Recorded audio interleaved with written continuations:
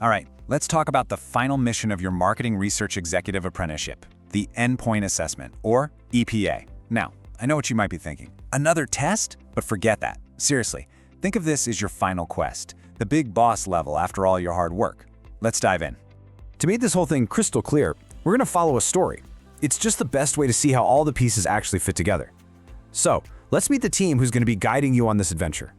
Okay, first up, there's Jody. And yep, that's you, the apprentice hero of our story. Backing you up is Riddle, your line manager over at Ibis Stores, and Olivia, your expert coach from Kent Business College. And then there's Adam. He's the independent assessor from the Chartered Institute of Marketing. And you gotta remember, Adam is there to see you shine, not to try and catch you out. So here's the plan, our mission briefing. We'll cover what the EPA mission is all about, how you unlock something called the gateway, then we'll tackle the two big challenges, the project and the discussion, and finally, how you can claim that top-tier distinction. So what is this whole mission anyway? Well, it's all about turning the last 18 months of your on-the-job training into a real professional qualification that's going to launch your career. This is where all that hard work really pays off. Let's just demystify this term, endpoint assessment. The EPA is basically a two-part challenge, and it's designed for you to showcase all the knowledge, skills, and professional behaviors you've picked up. Think of it like a showcase, not an interrogation. It's your time to shine.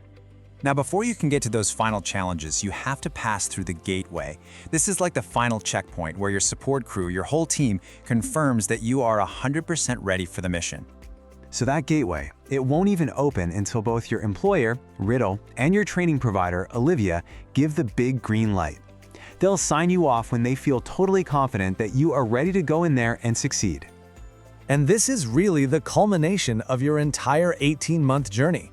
You've been training, you've been gathering evidence for your portfolio, and you've been nailing down your level 2 in English and maths. Once all those things are ticked off, boom, the gateway opens and you can submit your portfolio and your project proposal. So how much stuff are we talking about for that portfolio? Well, the magic number is usually around 15 pieces of evidence. And no, that's not some scary, endless list. It's a super focused collection of your absolute best work. Think of it as your highlight reel. It tells the story of your growth. Okay, so the big question on everyone's mind, 15 pieces of what exactly? I know, it might sound a bit vague, but honestly, it's way more straightforward than you think. You're probably already producing exactly the kind of work you need. Your evidence can be things like project plans, reports, or presentations you've given. It could also be formal feedback from your manager, short video clips of you in action, nothing too long, or even just professional emails with clients. Here's a pro tip. Choose evidence that shows variety and had a real impact.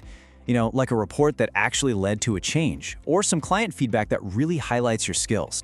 Once you are officially through the gateway, it's time for Challenge 1, the project. This is your chance to really sink your teeth into a significant piece of work and show everyone what you're truly capable of. A 4,000-word project. Okay, deep breaths. I get it, that number sounds huge, but listen, the key to any big quest is a map, right?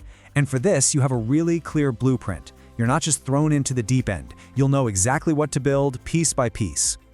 And here is that blueprint. See? You'll start with an intro, you'll define the scope, explain your methods, detail the outcomes, measure your success, and then finish up with some strong recommendations. It's a totally logical flow that makes the whole task feel so much more manageable. So after you submit that awesome project, you'll present it in a 40-minute session. You'll talk for about 15 minutes, just summarizing your work. Then the assessor, Adam, will spend about 25 minutes asking questions. And remember, this is a conversation, a chance for him to really understand your work and your thought process. Next up is Challenge 2, the discussion.